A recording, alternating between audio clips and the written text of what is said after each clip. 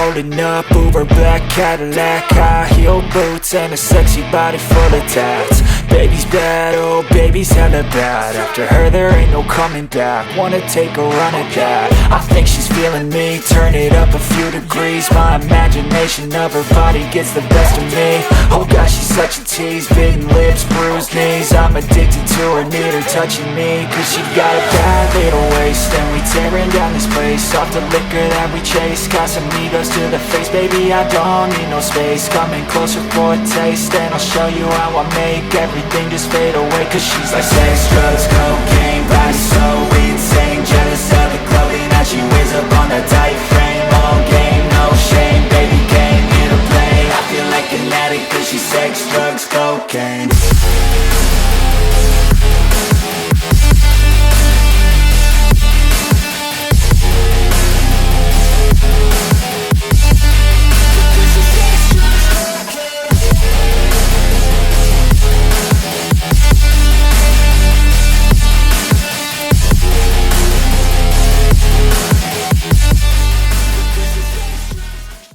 Salam traders, balik lagi sama saya Andi Firmansyah di channel ESG.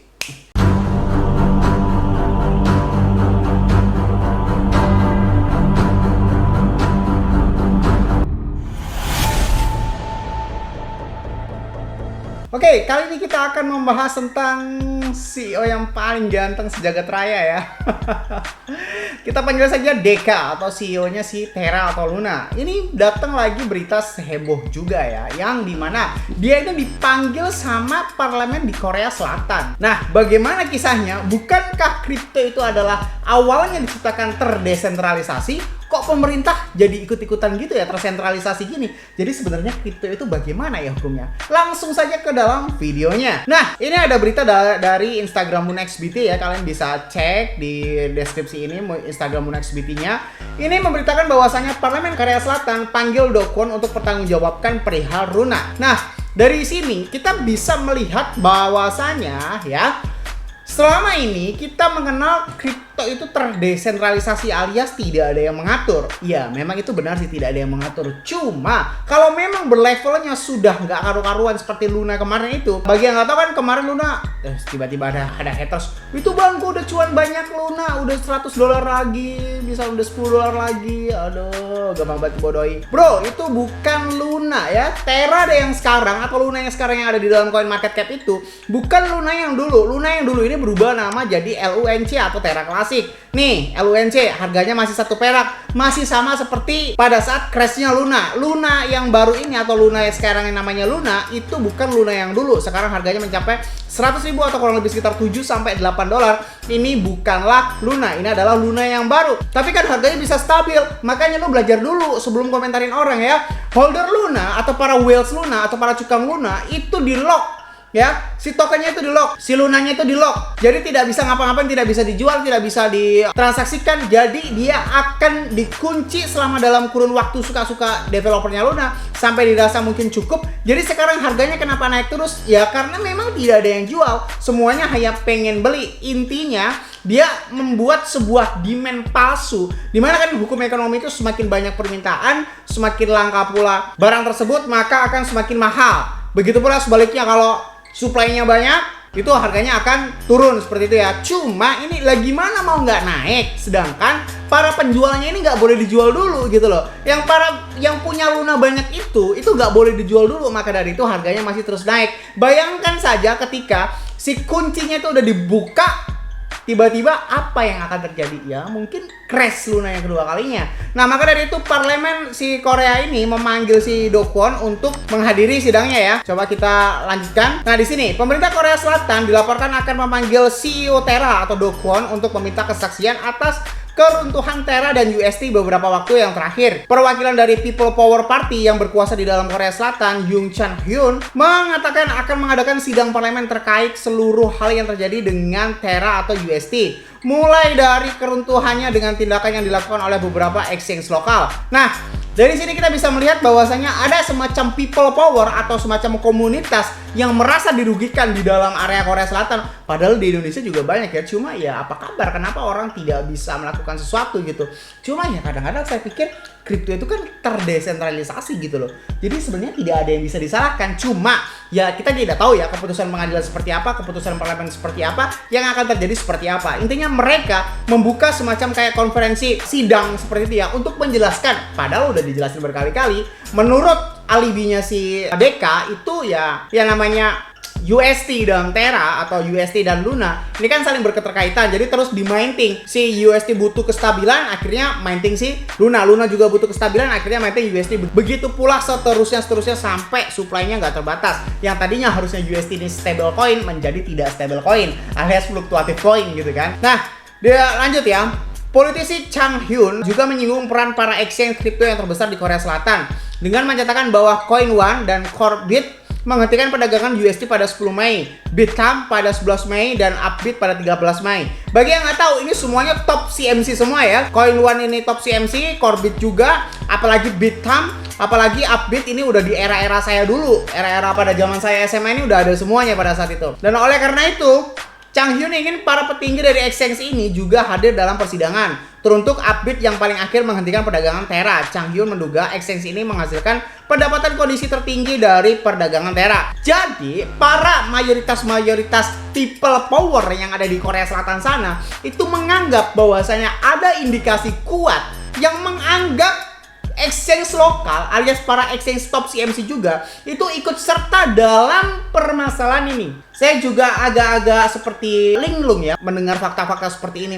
Jadi pada dasarnya people power di sana yang mungkin juga mempunyai bukti-bukti kuat, nggak mungkin dong mereka ini sekelas parlemen gitu kan, sekelas sidang parlemen dia tidak membawa bukti kuat, hanya omong kosong kan nggak mungkin gitu kan. Seperti para haters saya yang bilang bahwasanya signal VIP saya itu bohongan padahal win rate 99% sampai sekarang. Oke, nah lanjut. Jadi indikasi yang seperti ini mereka pasti mempunyai bukti yang kuat. Dan exchange seperti ini juga memang pernah dibicarakan para beberapa influencer juga di Indonesia. Kalau tidak ada campur tangan dari exchange, ini tidak mungkin juga sih bisa sampai seperti itu. Apalagi banyak yang dibuang terus dibalikin lagi. Bikin bingung gitu ya. Maksudnya bagaimana Pak? Iya, habis di listing lagi. Kan gimana gitu maksudnya ya. Jadi people power ini mengindikasi adanya ikut serta exchange lain. Wah, Binance ikutan nggak ya? Oke, lanjut di sini. Apapun tujuan dari pemanggilan Kwon dan para petinggi exchange kripto adalah untuk menyelidiki penyebab keruntuhan Terra dan juga untuk membangun langkah untuk melindungi investor. Nah, ini jadi pertanyaan yang apa ya, si malakama. Sebenarnya saya juga nanya gitu ya. Para haters atau para gadis kelas Luna bilang bahwasanya Do Kwon juga rugi. Gue mikir keras coy. Gue mikir keras sumpah ya. Investor itu jelas-jelas rugi karena harga $100 sampai ke 1 perak.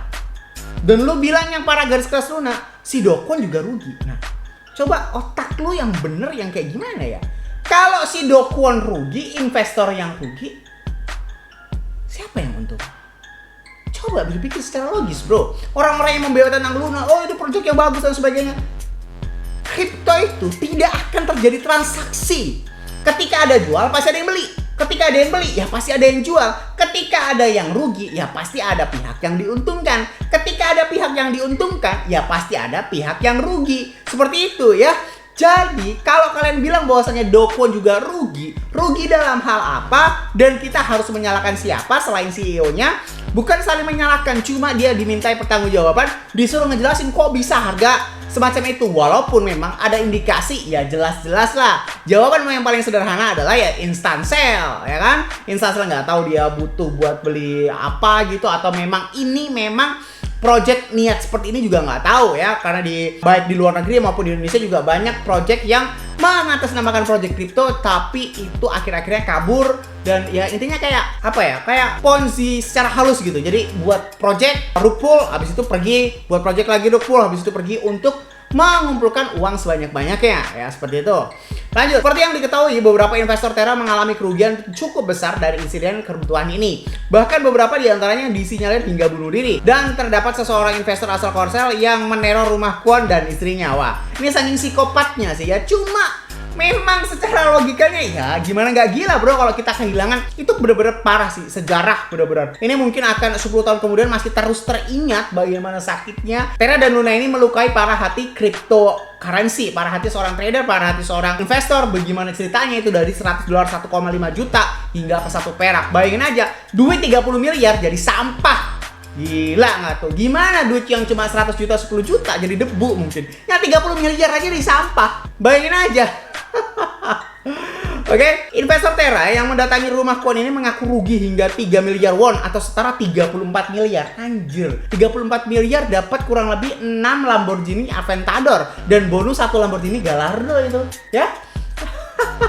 Akibat kejadian ini, Kwon pun sampai menelpon polisi untuk meminta bantuan. Jadi saking gilanya, saking psikopatnya, ya jelas-jelas psikopat ya. Ya coba kalian bayangkan kehilangan uang setara 34 miliar dan hilang begitu aja. Dan mungkin ini disinyalir secara keras. Ini adalah total seluruh aset si orang tersebut. Saking percayanya si orang itu terhadap Deka. Ya gimana nggak percaya, ya semuanya juga keren pada saat itu ya. USD keren, Terra keren, dan dia menaruh seluruh harapan terhadap itu. Nah, sekali lagi nih, 34 miliar ini kemana? Kalau lu bilang Do Kwon rugi, investornya rugi, ya nggak mungkin lah semuanya rugi bro. Ya pasti ada yang instansel lah kayak begitu. Ada pihak-pihak yang memang ini telah mengatur semuanya ya.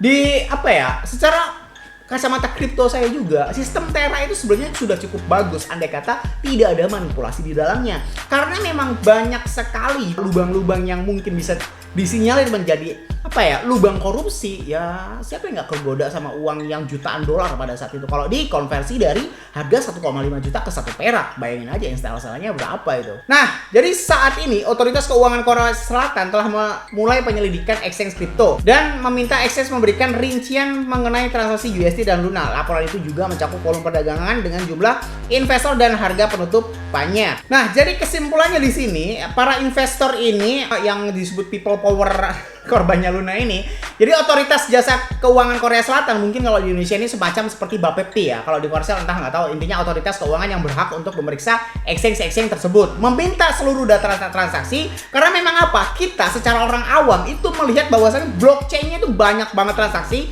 yang terjadi di minting lagi, diciptakan lagi, entah itu USD, entah itu Luna, sehingga membuat instansi yang secara tidak masuk akal. Yang tadinya itu konversi supply-nya ini mencapai 1 miliar, bisa jadi bertriliun-triliun, misalkan seperti itu. Lalu ada yang menjawab, ya kan namanya elastis bro, gitu. Ya nggak gitu juga lah bro, elastis konsepnya. Kalau konsepnya seperti itu, harusnya salah satu di antara USD dan Luna itu ada terselamatkan. Ini dua-duanya hancur gitu kan. Jadi saling bertolak belakang dengan apa yang terjadi pendapat lu selama ini. Jadi menurut kalian nih ya, kira-kira si Do Kwon ini bisa nggak sih dipenjara gara-gara si Terra ini? Tapi kalau pendapat saya pribadi, jika memang tidak ada bukti secara kuat bagaimana tata cara si Do Kwon ini melakukan manipulatif di dalam Luna, itu sangat-sangat tidak mungkin untuk memenjarakan Luna. Pendapat saya pribadi, si Do Kwon selamat. Karena selain dia mempunyai banyak uang, kripto ini hukumnya sebenarnya tersentralisasi dan sudah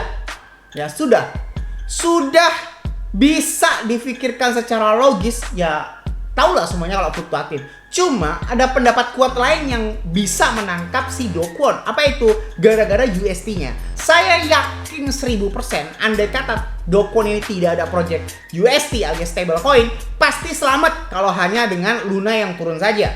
Tapi kalau ini USD ya bernotaben stablecoin. Nah, ini yang harus dipertanyakan. Harusnya stablecoin ini mempunyai sebuah alat fiat atau alat ukur fiat dalam bentuk keuangan yang mutlak gitu ya. Walaupun dia katanya di samping atau dibantu dengan kripto juga sih, juga bingung juga kayak gitu. Tapi keyakinan saya Do Kwon akan bebas. Menurut kalian akan bagaimana? Dan kenapa alasan si Do Kwon bisa dipenjara? Silahkan komentar di bawah ini. Oke, terima kasih sudah menonton video ini. Jangan lupa klik like, comment, subscribe. Logikanya kalau misalnya kalian nggak subscribe, ngapain saya buat video lagi? Dan share ke teman kalian agar teman kalian tahu apa yang kalian tahu.